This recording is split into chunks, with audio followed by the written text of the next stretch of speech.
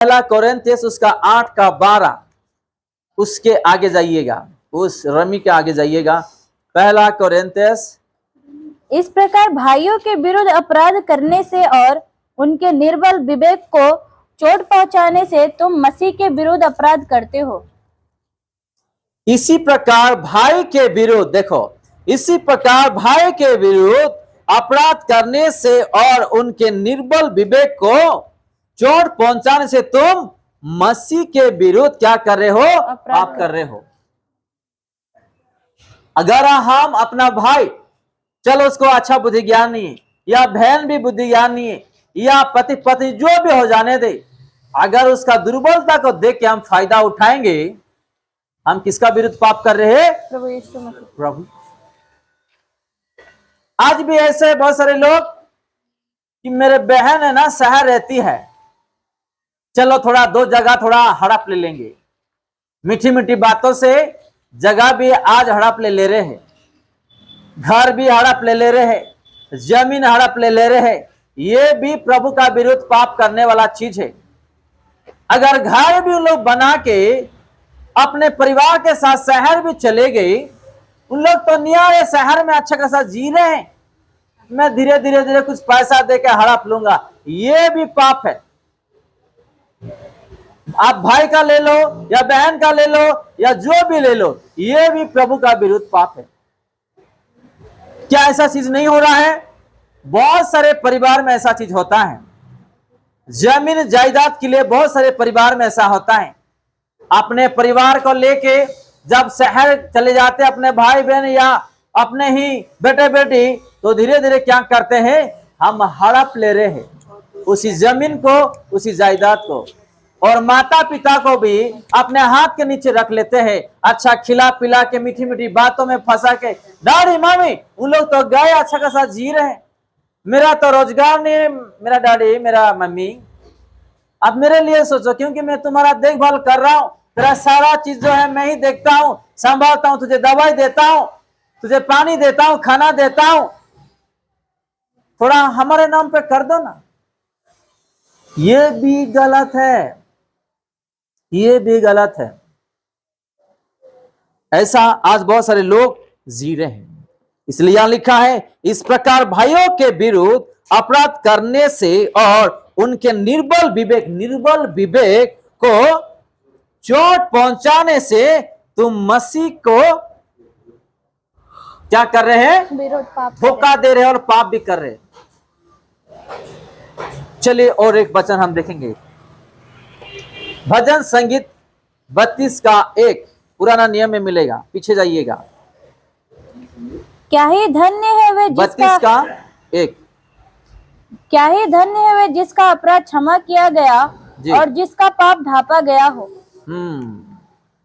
यह लिखा है, क्या ही धन्य है वो जिसका अपराध क्षमा किया गया है और जिसका पाप ढांपा गया हो।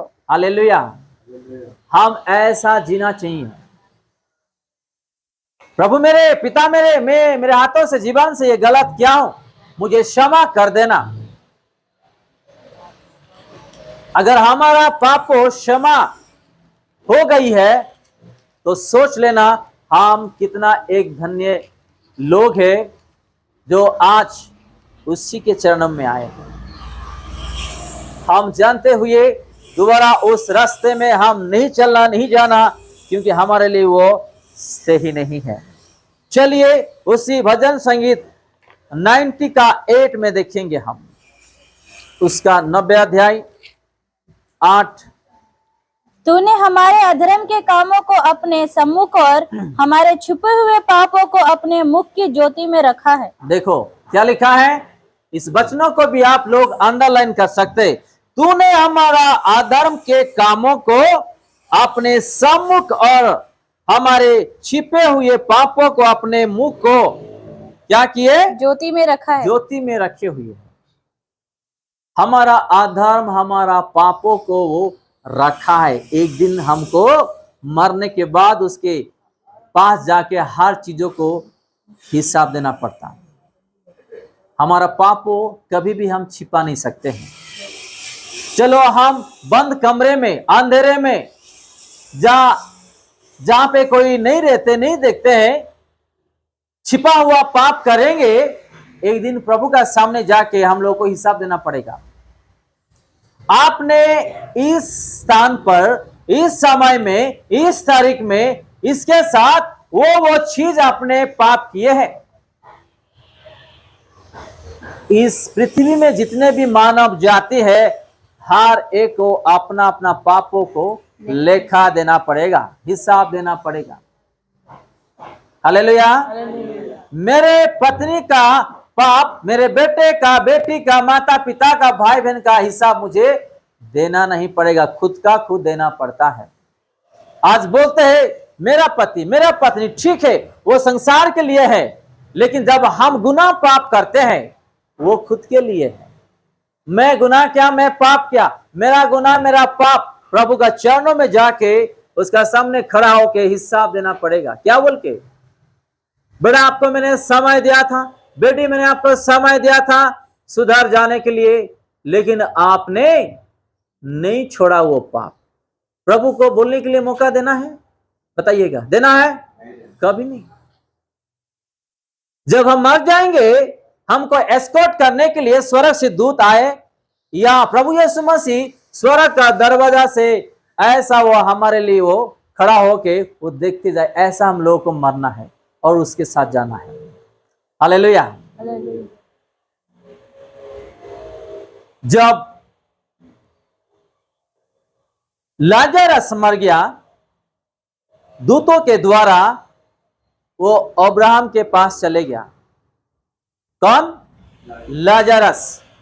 जब हम मर जाएंगे, हमको एस्कॉर्ट करने के लिए खुद दूत तो भी आना चाहिए, नहीं तो प्रभु यीशु मसीह वो सड़क के दर से ऐसा हमको बुलाना चाहिए। ऐसा हम लोग को जीना है और ऐसा मरना है। हालेलुया। हम जैसे मरते ही जो लंबा लाइन लगा हुआ रहता है विचार के लिए, वहां जाके खड़ा नहीं होना चाहिए अपने को। आज जो है लोग ऐसे ऐसे हैं, प्रभु देख रहा है, वो सुन रहा है, मैं ये गलत काम नहीं करूंगा, ये पाप नहीं करूंगा, नहीं डरते हैं। आज इंसान बोलता है ना, आज से नौकरी को माता, काम को माता, दिन भर रात भर वो खाएगा नहीं, पिएगा नहीं, वो डर डर के वो जीतेगा। क्या? डर डर के वो जिएंगे। लेकिन जब प्रभु यीशु मसीह के दृष्टि में हम गलत किए, पाप किए, प्रभु हमको वो दंड देंगे, मैं गलत कर लिया हूं, मुझे क्षमा कर देना, इसका डर किसी को नहीं रहता है।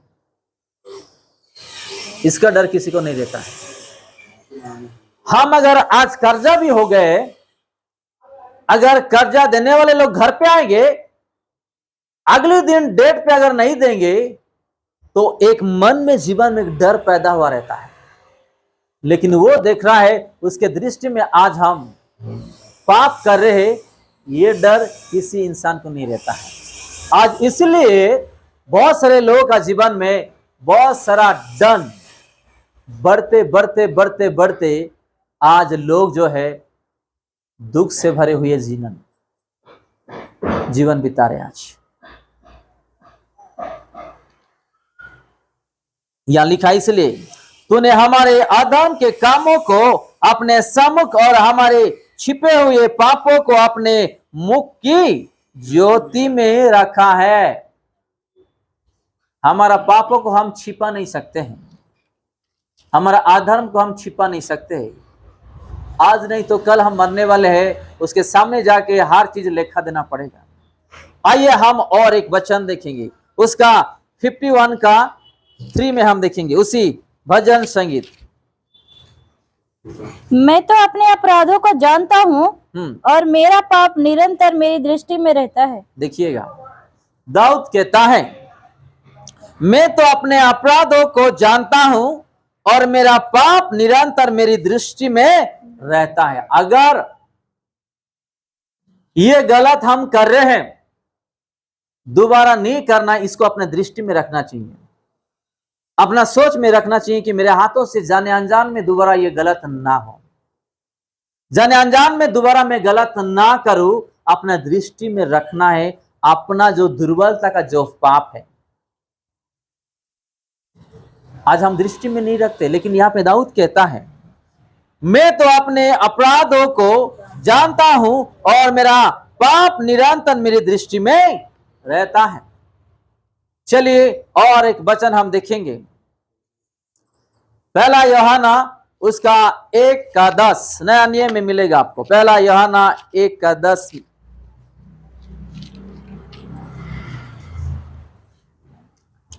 यदि हम कहें कि हमने पाप नहीं किया तो यदि हम कहें कि हमने पाप नहीं किया उसे तो झूठा ठहराते हैं, उसे हम क्या कहते हैं? झूठा ठहराते झूठा ठहराते और उसका वचन हम में नहीं है। हालेलुया। पहला यूहन्ना 1:10 में ये लिखा है, यदि हम कहें कि हमने पाप नहीं किया तो उसे हम झूठा ठहराते हैं और हमारे जीवन में उसका वचन है ही नहीं। कोई बोल सकता है क्या? कोई बोल सकता है मैंने पाप नहीं किया करके? अगर हम ऐसा कहते हैं, हम उसको झूठ ठहराते हैं और उसका वचन अपने जीवन में है ही नहीं। आज भी बहुत सारे लोग ऐसा बोलते हैं, मैंने कब किया, कब गलत किया, अरे उसका गलती है, मेरा गलती थोड़ी है। हम दूसरे को धक्कल देते हैं। बहुत सारे लोग ऐसा हैं, जैसे कि वो गलत नहीं किया, पाप नहीं किया, दूसरे के ऊपर ढकल देते हैं। ये भी बहुत बड़ा डेंजर है, ये भी बहुत बड़ा गलत है। अपने हाथों से छोटी मोटी चीज गलत हो जाता है, बचने के लिए हम क्या करते, दूसरे के ऊपर धकल देते हैं। यह भी सबसे बड़ा गलत और पाप है। आपने तो कह दिया इसलिए ये मैंने कर दिया हूं, आपने तो कहा ये करने के लिए, आपने तो कहा वहां जाने के लिए, आपने तो दिया, मैंने कर दिया, मुझे कहां पता है। हम ऐसा एक दूसरे को हम धकल देते हैं, चाहे पति हो, पत्नी हो, बेटे हो, बेटी हो, या माता पिता या भाई बहन, कोई भी हो जाने दे, एक दूसरे के ऊपर हम धकल देते हैं। तो ऐसा हम नहीं कह सकते हैं। यहां लिखा है स्पष्ट से, यदि हम कहें कि हमने पाप नहीं किया तो उसे हम झूठा ठहराते हैं और उसका वचन हम में नहीं है। चलिए और एक वचन उसी पहला यूहन्ना 3:8 हम देखेंगे और हम समाप्त करेंगे। जो कोई पाप करता है, जो कोई पाप करता है वह शैतान की ओर से वो है, शैतान की ओर से है, क्योंकि शैतान आरंभ से ही पाप करता आया है। क्योंकि शैतान आराम से ही पाप करते आ रहा है। परमेश्वर का पुत्र इसलिए प्रकट हुआ कि शैतान के कामों को नाश करे। हालेलुया। अंडरलाइन कर लो इस वचनों को। क्या लिखा है? जो कोई पाप करता है वो शैतान की ओर से है। आप लोग आई बात समझ में? अगर हम पाप कर रहे हैं, किसका बेटा बेटी हो जाएंगे हम? शैतान का। तो पाप करेंगे? नहीं करेंगे नहीं नहीं। थोड़ा दारू पियेंगे, थोड़ा सिगरेट पियेंगे, थोड़ा गुटखा खाएंगे, थोड़ा खैनी खाएंगे, थोड़ा व्यभिचार करेंगे, एक पत्नी को छोड़ के और एक पत्नी ला लेंगे, एक पति को छोड़ के और एक पति ला लेंगे, है कि नहीं? लिखा है वचन में, अगर हम पाप करेंगे हम शैतान का बेटे और बेटी हो जाएंगे। अगर हम जानते हुए भी पाप कर रहे हैं, प्रभु भी कुछ नहीं कर सकता है। वो हमारा गलती है, वो हमारा गलती है। आज इसलिए ये पापों का बारे में हम आज सुन रहे हैं कि हम पाप से कैसा उद्धार पाए, दोबारा वो गलत ना करे, वो पाप ना करे। हालेलुया। इसलिए यहां लिखा है, जो कोई पाप करता है वो शैतान की ओर से है, क्योंकि शैतान आराम से क्या कर रहे हो? किसको करवाया पहले? हवा, आदम, उससे पहले स्वर्ग में पढ़े क्या हम? वो शैतान ऊपर क्या पाप किया, चलो हम उसका भी पढ़ देते हैं। यशायाह उसका 14 अध्याय,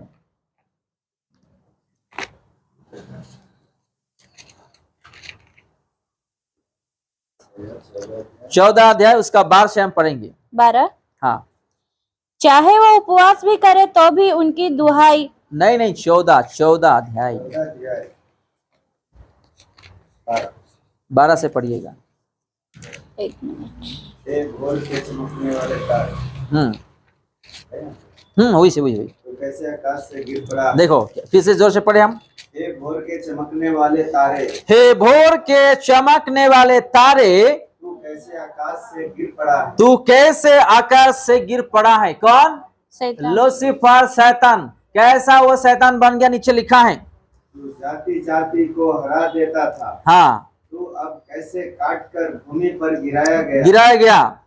तू मन में कहता था मैं स्वर्ग पर चढ़ूंगा, मैं अपने सिंहासन को ईश्वर के तारागण में अधिक ऊंचा करूंगा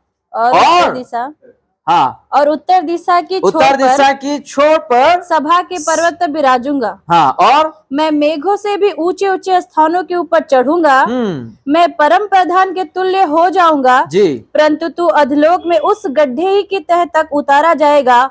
जो तुझे देखेंगे तुझको ताकते हुए तेरे विषय में सोच सोच कर कहेंगे, क्या यह वही पुरुष है जो पृथ्वी को चैन से रहने न देता था और राज्य में घबराहट डाल देता था, जो जगत को जंगल बनाता और उसके नगरों को ढा देता था और अपने बंदियों को घर जाने नहीं देता था। वो क्या वो मुंह से कहा उन्होंने? मन में सोचा, खाली सोचा। कहां पे? स्वर्ग में। पहला दूत कौन था? लूसीफर। पहला दूत लूसीफर था।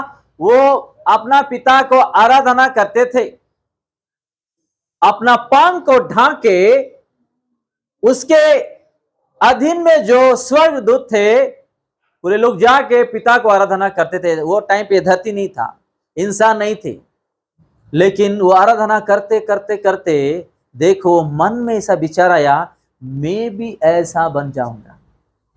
सिर्फ मन में वो सोचा, जैसे उसको ये मन में आया, पिता को चल गया, पता चल गया और उसको क्या किया? लात मार के उसको भगा दिया। यहां अगर हम भी कुछ सोच रहे तो सावधानी, अगर हम भी कुछ बुरा सोच रहे, गलत सोच रहे तो सावधानी।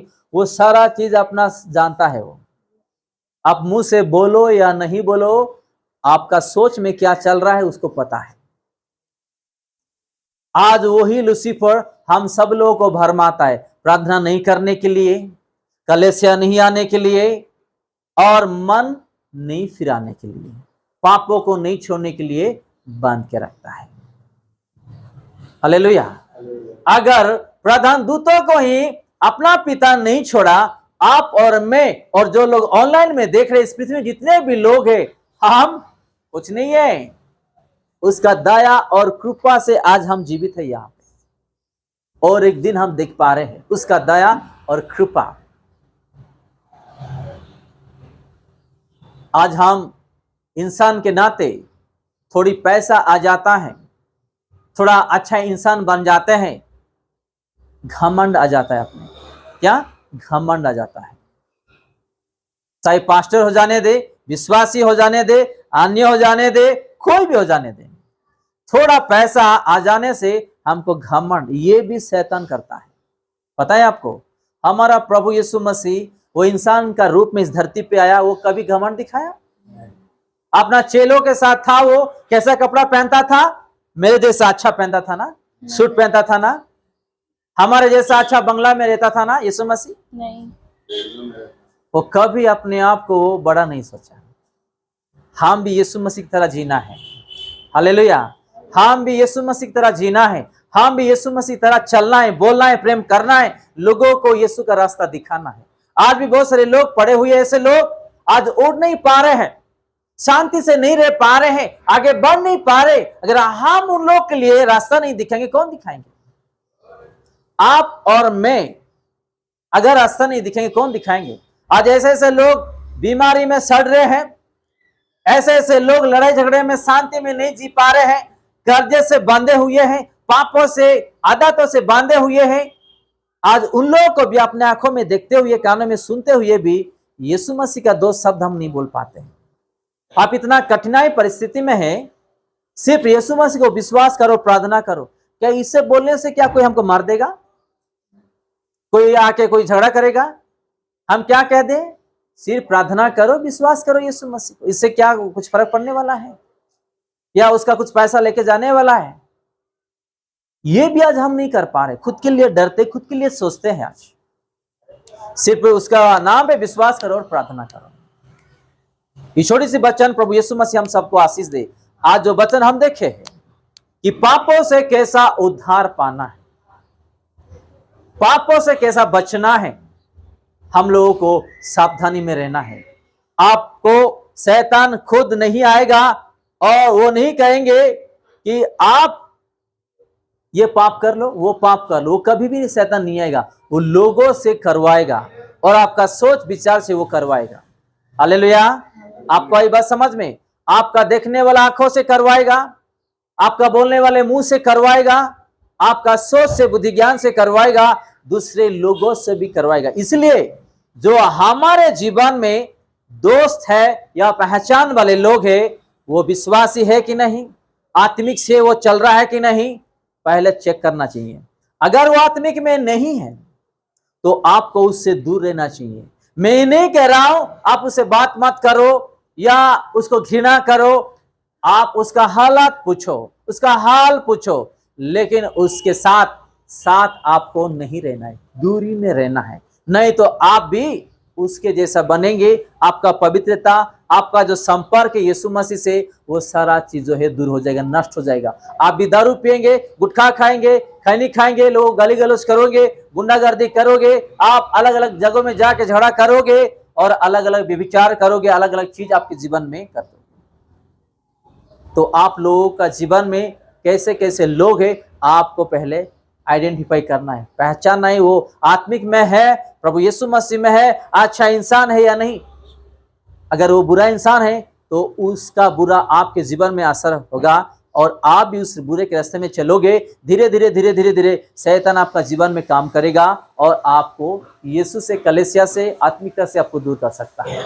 ये छोटी सी वचन प्रभु यीशु मसीह हम सबको आशीष दे। आमीन। आइए हम प्रार्थना करें कि हमको जाने अनजान में, अगर आने वाले दिनों में अगर कुछ शैतान करना चाहता है इंसान के द्वारा या वो अपने बुद्धिज्ञान के द्वारा, हमको बचाओ। और आज भी कोई ऐसे ऐसे पापी लोग हैं प्रभु, उससे हम दूर हो जाएं, हमको बचाव करके हम प्रार्थना करेंगे।